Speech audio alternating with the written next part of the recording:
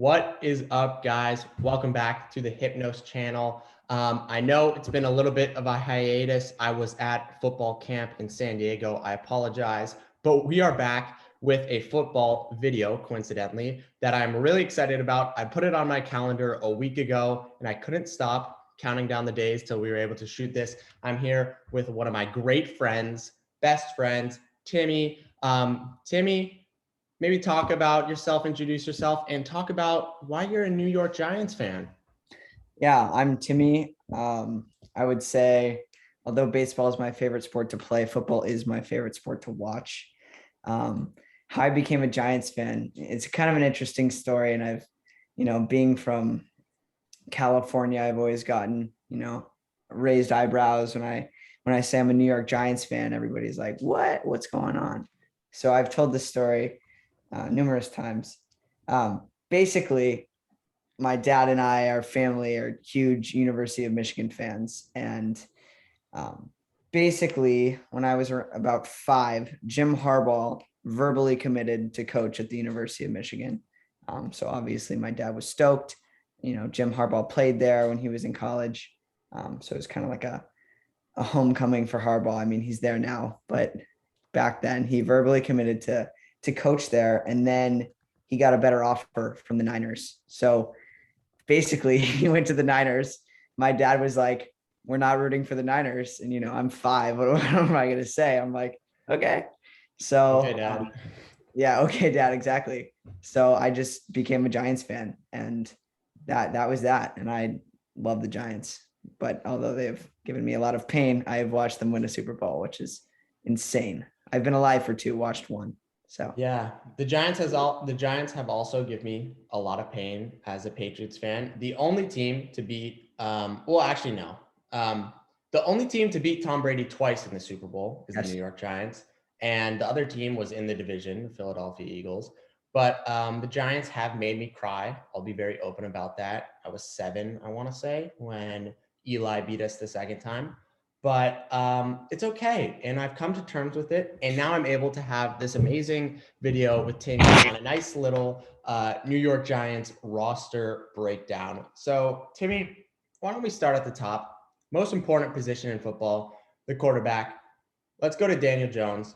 2019 first round draft pick, drafted 6th overall out of Duke, which is historically not a football college, which rose eyebrows a little bit because he was considered a little bit of a reach. Do you want to talk about how has his career gone these first couple of years?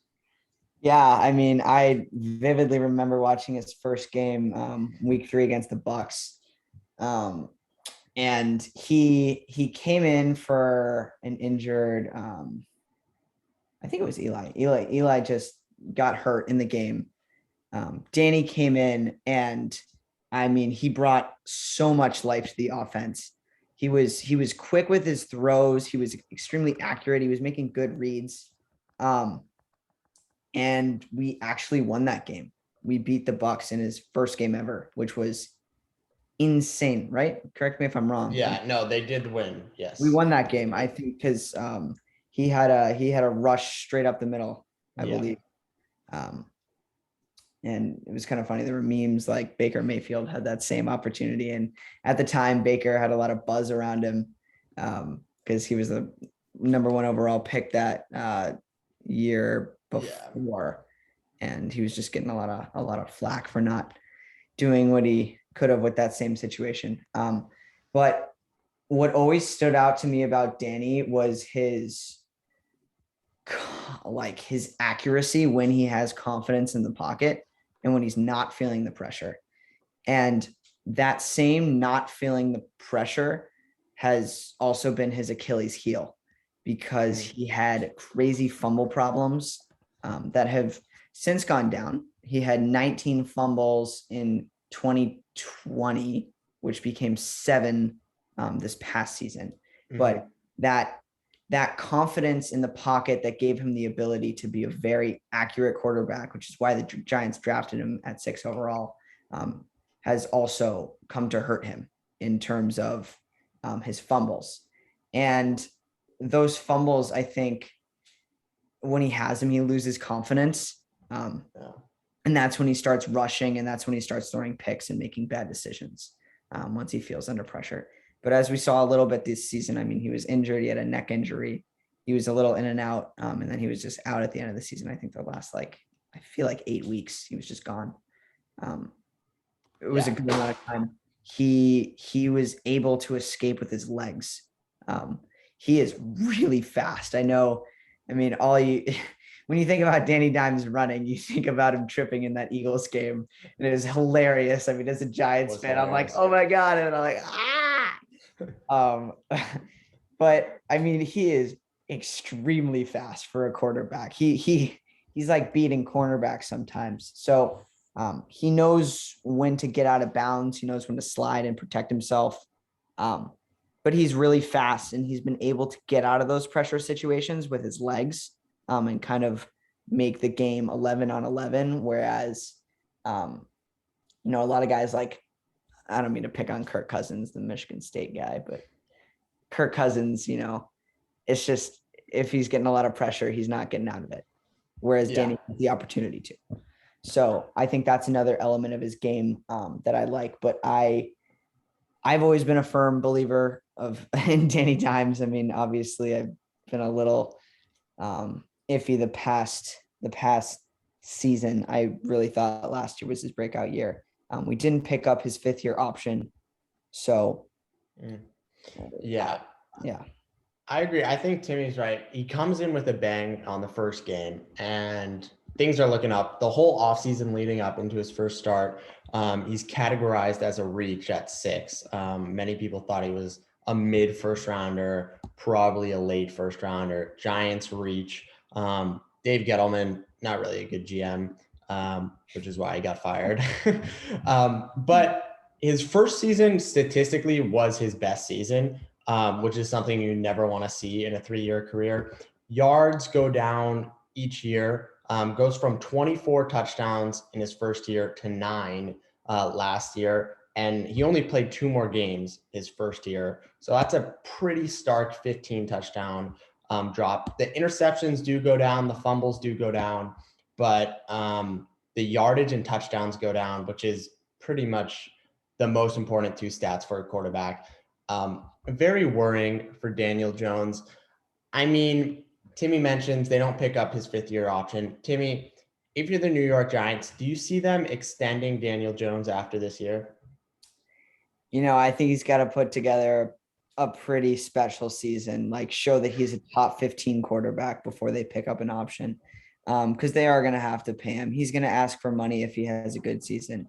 I read an article that said this might just be more of an audition year for him for other teams. I think he's got to play pretty well to stay in New York, because it's a really big market team with a lot of fans that get really mad, who have just kind of been conditioned to losing these past 5 years, just not very good at all. But back to your point. Sorry to move the conversation back, but back to your point about the reach at 6. Kyler Murray was the consensus number 1 overall pick. If you didn't have Bosa, I mean, it was Kyler Murray in the 2019 draft. But besides Daniel Jones, I mean, Dwayne Haskins, rest in peace. But he had a crazy year at Ohio State. Again, a Michigan fan, so I watched that. A lot of pain. He cooked us. An incredible quarterback in college, but I always had my suspicions because he was playing with guys with NFL caliber talent. So I was never extremely confident in Dwayne Haskins. You could say that the Giants should have traded back or taken another QB. I mean, if you look at the draft, Josh Allen was pick 7. Josh Allen, linebacker Josh Allen, not Josh Allen, quarterback Josh Allen. But the next QB off the board was Drew Lock, who hasn't had a particularly amazing NFL career. I mean, Daniel Jones is just objectively better than Drew Lock. Drew Lock's kind of he has the starting job, but I think Daniel Jones is better than. I mean, that's like a conversation you could have. You could say Drew Lock is in the conversation. I mean, Ryan Finley, this was not a Jared Stidham, this was not a deep quarterback class at all. Yeah, It that was would be kind of fair. Kyler Murray and then the rest. It just wasn't. It wasn't a class of QBs. And Minshew in the 6th round, sure. But I mean, you could have said we should have drafted line. I mean, we definitely should have given Saquon some help. I don't know if we were ready for a quarterback there. But ultimately Eli was retiring the next year. So I think the Giants wanted to take a chance on a guy that they thought could have done well. There were rumors that if the Giants weren't going to take Daniel Jones, the Commanders, the now Commanders, we're going to take Skins at 15. So you could argue we should have traded back, but who knows? In hindsight, it's 2020. I didn't hate the pick when it happened. I saw potential, but I never. What I think is tough is like you said with the Eli situation, but you're in 2018, you have the 2nd overall pick, or was Saquon 4 or 2? Saquon was 2. 2. So you're in 2018, which was the better QB draft class. Looking back, you've got Baker and Sam Darnold, who were top tier prospects in college, obviously haven't panned out in the NFL, but they were elite prospects in college. You could make the argument if Baker was in a different situation, I think he would have succeeded. Sam, I don't think you can make that argument, but he went to the Jets, so maybe. And then you have Josh Allen, obviously, who's panned out in so many ways. Josh Rosen, you're going to have a miss in every class, but then you have Lamar Jackson in the back end. So you have 4 top tier quarterbacks, 2 who should get massive contracts, 1, and then the other 2 who in different situations, I think they could have succeeded. Josh Rosen, I don't think he could have succeeded in any situation, honestly, but you go to that draft class where you have 4 potential franchise quarterbacks, I think we can agree on, and you take Saquon, right? And Saquon was amazing at Penn State. Me and Timmy watched the game, the whiteout game against Michigan, where he went crazy. But I mean, it's a running back. Running backs are easy to fill. I mean, you can pick a running back off the street, and Carlos Hyde had back-to-back 1,000-yard seasons in like 2020 and 2019. Like, you can pick up running backs off the street and they can succeed. Saquon, amazing talent. We'll get to him in a little bit. But I think if you're going to take a quarterback, this is where Dave Gettleman comes in. You should have taken him in 2018, not 2019. I think that is the mistake the New York Giants made. You can get into whether they would have taken Josh Allen or Sam Darnold, but both of those, probably Darnold. But I mean, who knows? Maybe Darnold with Saquon instead of just a bad Le'Veon Bell and like crappy receivers. Who knows? But if you're going to take a quarterback, it should have been the year earlier. And I think that mistake falls on the GM. So Daniel Jones, he does the best with what he's got. But let's talk about Saquon here. Let's talk about that 2018 draft. You go in knowing Eli's going to retire, or you don't know that, but you know he's old. You know something's going to happen with Eli. And instead you take Saquon Barkley. Timmy, how is that pick panned out? If we look at the 5 years, if we look at 5 years from that pick, how has that pick been? So, I mean, his first year, incredible. I mean, he was the fantasy running back 1. He had like 1,300 rushing yards. I think he had like another 500 plus receiving yards. Let me see. 700. Oh, he had 2,000 yards. He had over 2,000 yards from scrimmage, which, if anybody here doesn't watch football, is insane. It's insane. 2,000 yards from scrimmage. Like maybe 1 or 2 guys do that a year. Maybe. If that. And he was great. Rookie of the year. And it just, I mean, from that pick, I was like, that was a great pick.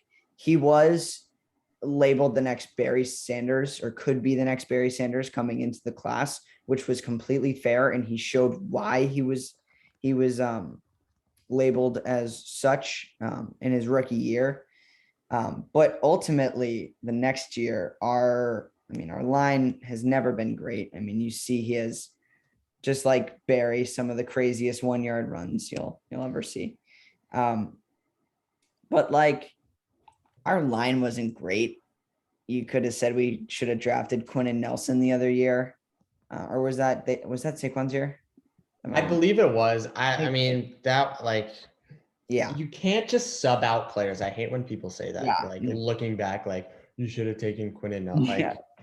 I mean, Saquon was so good at Penn State. Like Yeah. that gets forgotten. He was so good. Really quickly, Timmy, he follows up his rookie of the year season, which was like an MVP caliber season. Obviously, he didn't win the MVP, but I'm sure he was top 10 in voting because he was that good. Giants don't do anything. They don't go to the playoffs. Next year has another 1,000 yards rushing, plays 3 less games. So a little injuries start he had a to high pop ankle up. thing. Yeah, exactly. Scores 5 less touchdowns, rushing, still is effective, pass catching. And then in 2020, the ACL injury happens, right? Cool. Only plays 2 games, wasn't good in those 2 games, by the way, because the line sucked, like Timmy said. Terrible. But takes the injury. This year was never really the same. Timmy, what are the injury concerns at the running back position, specifically with Saquon here?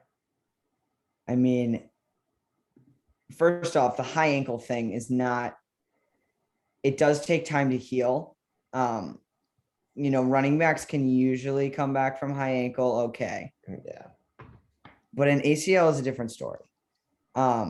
I mean, Adrian Peterson off his ACL season, I mean, everybody thought he was going to be trash, 2,000 yards rushing and won the MVP. Like, that's insane.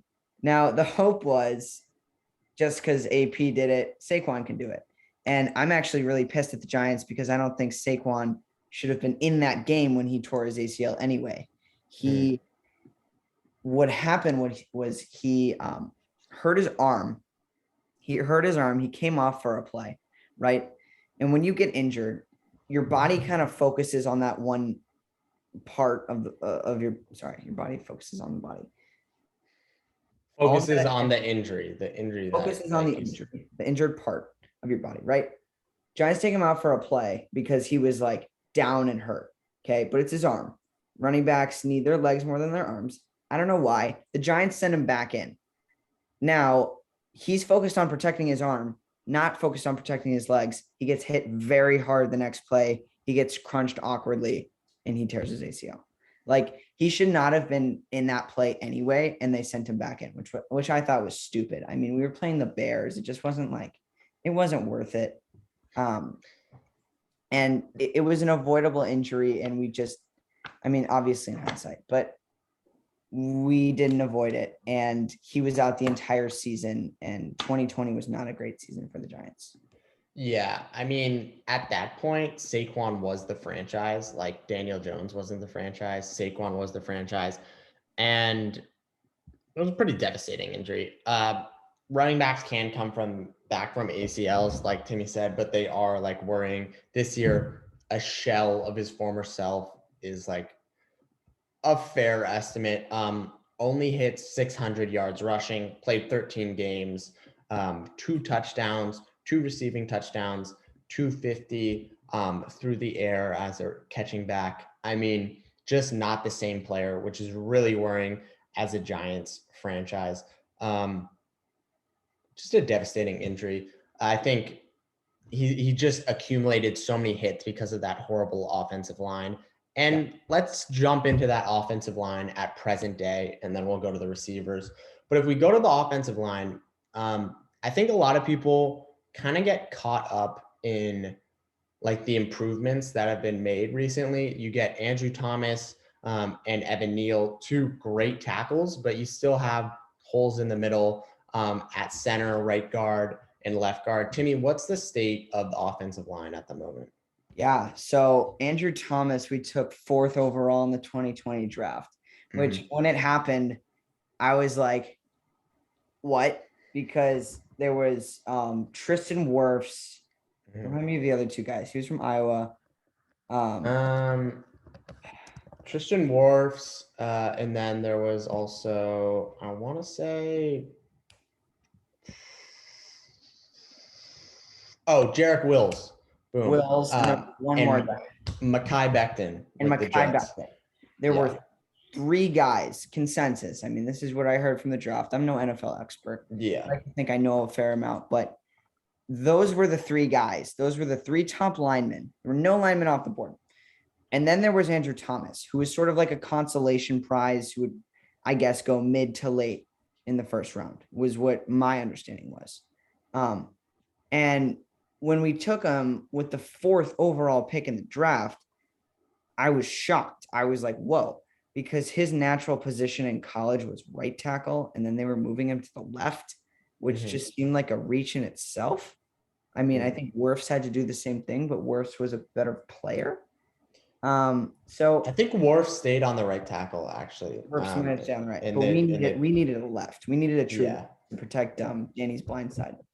Yeah. So we drafted him, and he did not have a good first year. I mean, he was getting destroyed in the trenches. I mean, it was not good, and New York was not happy about it, and they let the Giants hear about it. New York media was going off against Andrew Thomas, but what people don't, I feel like people are starting to understand, but didn't understand, was that this past year, Andrew Thomas made massive strides in his game and actually became a great tackle towards the end of the season. And I'm hearing nothing but great news from camp about his performance in the offseason.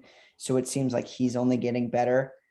Also, we drafted Evan Neal with the 7th overall pick via the Bears this year, which was a massive pick. I mean, a massive pick. Evan Neal was what I thought to be consensus number 1 overall tackle prospect. Yeah. The most pro-ready tackle prospect, I would say. Yeah. From Bama. I mean, he's a huge dude. Yeah. He's a big guy. Akeem Ekwonu actually went before him at 6. I was a little surprised, but the way the Giants, sorry to get a little off topic, but the way the Giants played their strategy was they had pick 5 and pick 7. We wanted to get a tackle. So on the board, our board was Kayvon Thibodeau, who before he got injured this season was pretty much consensus number 1 on a mock draft. Like, you see the mock drafts for 2023, like at this time for, I guess, the next draft, he was number 1, like consensus number 1. No, nobody even questioned it. Absolute force at Oregon. And basically we had the 5th pick, and we had Thibodeau on the board. We had Evan Neal on the board, and we had Akeem Ekwonu. Now, I think we valued Ekwonu and Evan Neal pretty similarly. So we knew that if we picked Thibodeau at 5, we would at least get one of the other 2 tackles, which worked out perfectly for us. I mean, I think it was maybe our best first round draft ever, like just as it stands now before anybody's played. I think the strategy, or in the last couple of years at least, like we haven't done that well in a first round in a long time, in my opinion. I agree. I mean, okay, here's the thing I will say. Like, I heard it from our friend James too, when the Jets had this draft. He was like, this is the Jets' first best draft. Okay, when you have 2 top 10 draft picks, I will say it's hard to mess it up. Like, if you're the Giants and you have 5 and 7, no matter who you pick, if you're somewhat smart, you will get like blue chip prospects. So I agree, but I have Andrew Thomas. I mean, like, they could have taken Akeem Owanu, and it would have been like a great pick too. You know what I mean? Yeah, I just always liked Evan Neal more, and I just had PTSD with Andrew Thomas, and I'm used to being like, God, the Giants mess it up. Like, Gettleman always tries to get cute with this stuff, and Joe Scheon did not get cute. He did like what all the Dave Gettleman, all the a horrible general manager. So bad. I don't know how he had a job for that long. No, either, and we kept him around. You should have fired him years ago. Yeah. So I will say I do agree. Right tackle and left tackle are looking really good. The middle spots are a little questionable. You have Joshua Azidu as your left guard right now, John Felicio as center, and Mark Glaskine. I have no idea how to say that, but yeah, Galinsky. Yeah, sure. Go ahead, Timmy. I don't know. But you have him at right guard. I mean, Feliciano's a pretty serviceable center. The guard positions are a little worrying, but I think the offensive line's in the best position it's been in a while. Yeah, I also on the depth chart they have Shane Lemieux at second for left guard. I think Shane Lemieux is a great player. He's going to come back. That's in my opinion. Ben Bredesen, he went to Michigan, very underrated prospect. Yeah, very good. Very good at Michigan. I mean, he locked up Chase Young at Michigan, and that was very impressive. Like, yeah, 4th round draft pick last year.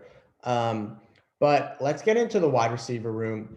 Personally, a favorite of mine, favorite of the Giants. You've got Kenny Golladay, Sterling Shepard, Kadarius Toney, Darius Slayton, Wendell Robinson. Those are kind of the big names in the wide receiver room.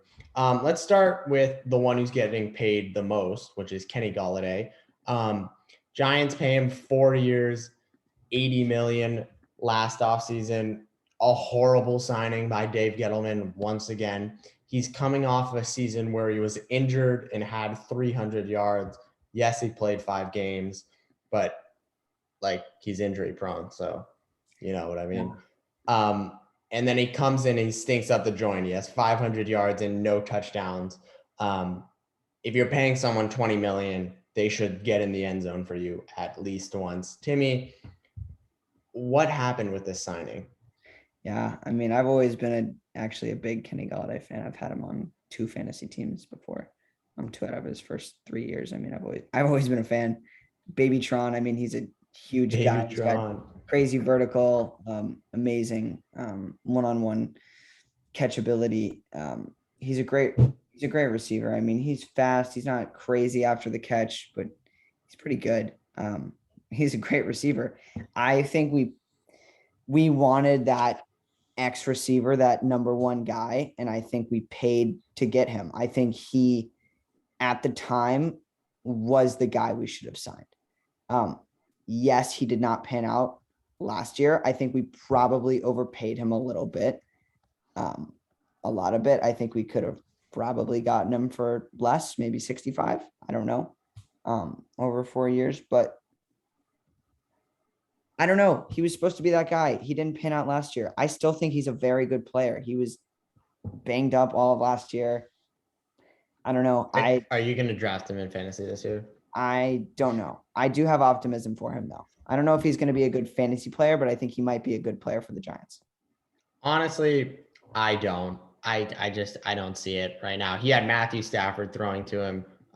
He had no competition in the Lions room. He had Marvin Jones, who was a completely different receiver. So he had like no competition. Giants, you got Sterling Shepard, who's, I mean, he's just not that much better than Sterling Shepard. Like, I don't look at Golladay and Sterling Shepard and say Golladay deserves 40 million more or whatever the number is. If we kind of move down the line, let's talk about a player I do like in the wide receiver room. Kadarius Toney, first round draft pick in 2021, doesn't play that much, a little injury prone, comes in, dominates one game, gets thrown out. A pretty roller coaster season for Kadarius Toney. Timmy, what are your thoughts on Toney? Toney's electric. I mean, if any of you have seen highlights or seen him play at all, he had a crazy game against the Saints. He had like 189 yards. It was insane. I mean, he's shown flashes of being a crazy good player. I mean, you just get him the ball in space and he just goes to work. I mean, it seems like whenever he has the ball, he's getting 10 yards. He can make something out of nothing. I mean, besides Tyreek Hill, maybe the jumpiest, quickest player in the NFL. I mean, I've seen Tyreek avoid contact and trying to get those extra few yards, just kind of running out of bounds and dancing over the past few years, whereas he didn't when he was younger. But Kadarius Toney is looking to juke people out and looking to get that extra yard that I think Justin Jefferson also does, which separates him. So I'm really excited about Toney. I think he's a really good player. He's also a rapper, which is interesting. Is he really? Yeah, he makes music. That's great. I love that. Yeah, I mean, I'm gonna listen to that. Yeah, he's a fun like fun presence on the offense, but we just have to, he's got to stay healthy and we've got to get him the ball. We just have to get him the ball, find ways to get him the ball. I mean, I think we ran some runs with him we ran him a little bit last year. But just getting him the ball more, I think just utilizing him when he's healthy. Yeah, I agree. I Keep him think, healthy. yeah, there are like some personality question marks. Yes. It got ejected in like one of his first few games back, always a warning sign. Didn't really mesh with the coaching staff at all, but there's a new coaching staff. So, you know, we'll see how he does. It does come back to, like Timmy said, getting him the ball. Can Daniel Jones be a reliable quarterback to throw the ball to Tony? We don't know. A little bit worrying, but I agree with Timmy. An amazing prospect. I love Tony. Let's talk as we wrap up the offense here, Tim. Let's talk about the rookie wide receiver out of Kentucky, Wendell Robinson. Yeah, Wan'Dale Robinson. I mean, a lot of hate on this pick from the Giants. I think mostly because a lot of people didn't really know who he was. I mean, he was from Kentucky, which is not a huge football school, which is actually kind of funny because they have one of the projected top quarterbacks, if not the number one overall pick in next year. Yeah. I forget his name, but I don't either. I'll probably remember his name when he gets drafted. But Wan'Dale he started out at Nebraska in the Big Ten, big Cornhusker. They got him the ball there, but he wasn't really being utilized, I don't think, and he wanted something. He wanted to change, so he goes over to Kentucky. He was SEC first team, and he had 1,300 yards and 104 catches. He's very similar to Kadarius Toney. He's kind of a shorter guy, super flashy, same sort of juke ability. The Giants got a lot of hate because, everybody's like, why are you just drafting another Toney? Because you have a Toney. But the way Joe Scheon saw it was like, he's just another player that could be very valuable to our offense. Like we're not trying to draft a Kenny Golladay or Sterling Shepard replacement. Like we're trying to get the best players we can. And I think Wan'Dale was the idea there. I really like Wan'Dale. I think he's a great player. He just signed. The whole Giants class is now signed. Yeah, I mean, I think he's a great player. I think do well for us when he gets in. I agree. I think, the concerns are he's listed as 5'11" in ESPN, but that isn't true. He's actually 5'8", actually. 5'8". Around 175 pounds. There are physicality concerns. As someone who's 5'10" and 150 and a wide receiver, it doesn't really matter. So it should be fine. But it would be better if he was 6 foot. I'm not going to lie. Yeah. And then it does kind of scream, like Timmy said, potential replacement for Tony. A little redundant. Are there room for 2 gadget players or electric explosive players in the Giants offense? We'll find out. Like Timmy said, put up 1,300 receiving yards and 7 touchdowns in his final season at college in Kentucky, which is very good. So I don't know. I'm excited for it, but it does seem a little redundant with Tony. Before we jump into the defense, we're going to take a quick intermission and then we'll be back. Yep.